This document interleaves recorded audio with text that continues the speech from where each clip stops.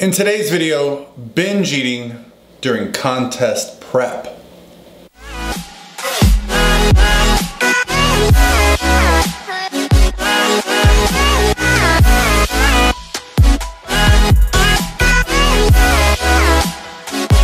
All by myself.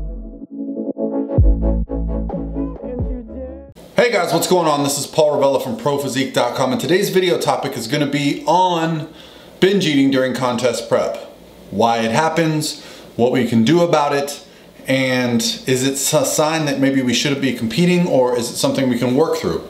So the term binge eating gets thrown around a lot, and I want to make sure we separate a couple things here. First, some people actually have a psychological disorder, a binge eating disorder, before they ever decide to get into contest prep. That's not what I'm going to talk about now. I'm going to talk about something else. I'm going to talk about the idea that during contest prep, we find ourselves binge eating in moments and don't really understand why or what to do about it. And as a coach, it's something I definitely pay attention to. And so for the question that I got from my Instagram direct message, I'm going to leave the person's name out of it because it mentions that their coach is very strict, and I don't want to get anybody in trouble with their coach or anything like that. So let's just talk about what I would do in this situation. The first thing is, you know, my philosophy on coaching has changed over the years. I used to work with a lot of people that I never really knew.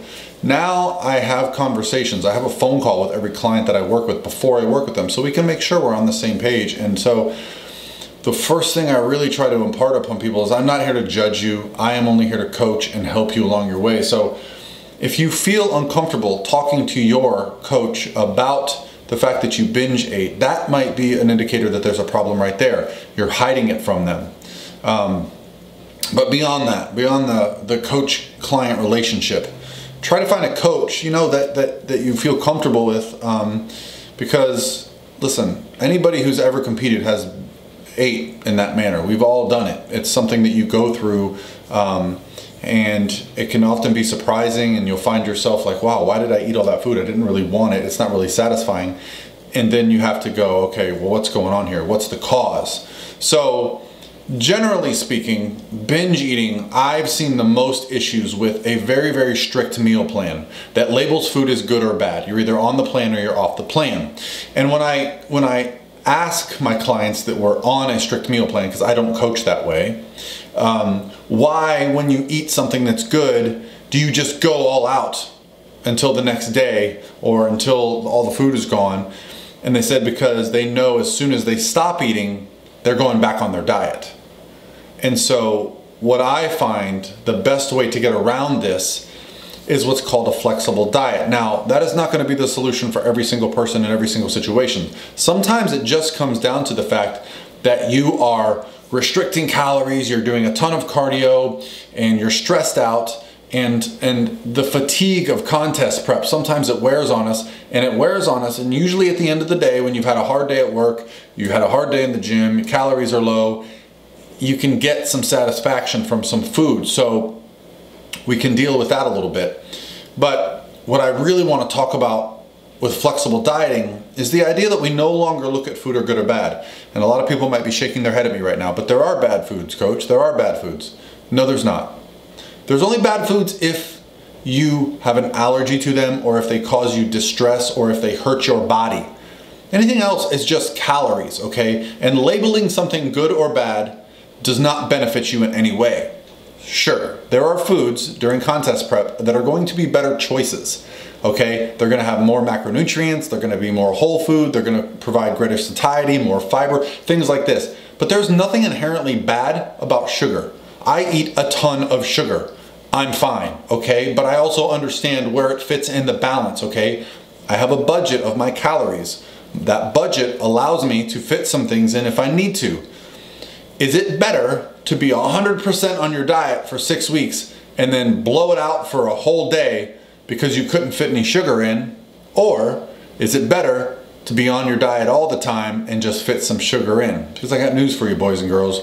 Once the body breaks down those calories, it's all the same. Chemically speaking, it's all the same, okay? Now, it's a lot more dynamic than that. I'm not saying that sugar is the same as a carbohydrate that comes from a fibrous veggie, right? There's definitely differences there, but I'm saying when your body breaks it down, it gets used the same way, okay? So my point here is that if it's psychologically better for you to fit something in and remain consistent, isn't it therefore better?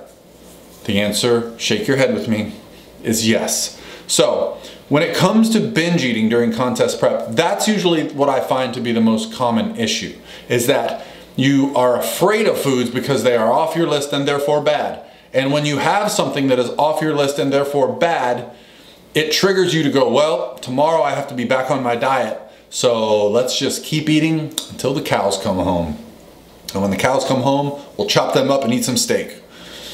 Sorry, cows. But you get the idea. So my philosophy in coaching is flexible dieting. And why? Well, because before I ever did a contest prep, I just ate whatever the hell I wanted. When I wanted to eat protein, I ate chicken or turkey or whey protein or steak or eggs, or if you're a vegan, tofu, whatever you get your protein from.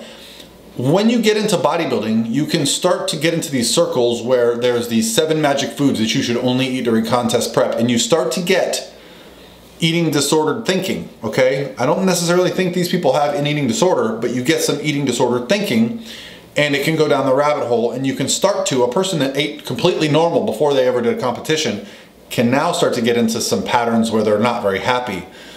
But I find, with my experience, with my clients and myself, getting into a flexible diet where you fit things in, something really weird happens. The cravings kind of go away. You never say to yourself, oh, I can't wait till the competition's over so I can eat this and this and that.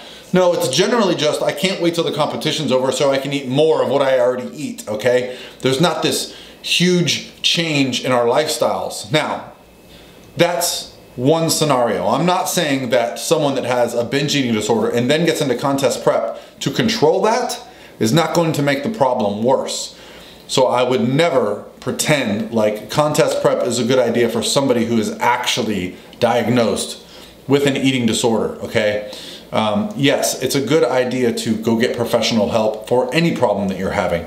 But if you never had a problem before contest prep and then you find yourself in this situation, ask yourself, is it because I am simply being unrealistic with my food expectations? I do not want to eat tilapia and asparagus 4 or 5 times a day. It is just not realistic. Who would eat like that, okay? Yes, our goals are extreme. Yes, contest prep is very difficult. No, it does not need to be that difficult, okay guys?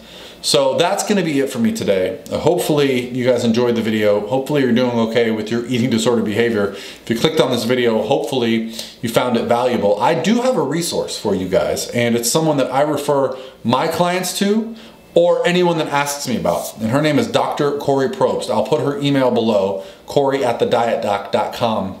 She is a specialist in, she also competed, and she's also a specialist in eating disorder behavior. So she's got you fully covered, and she's always got some amazing insights. That's my go-to for someone that actually needs some real help. But she also helps me understand the mind of the competitor. I've known her for years, and she's been a wonderful resource for myself as I've grown as a coach. All right, guys, I hope you're having an awesome Saturday, and I'll talk to you tomorrow.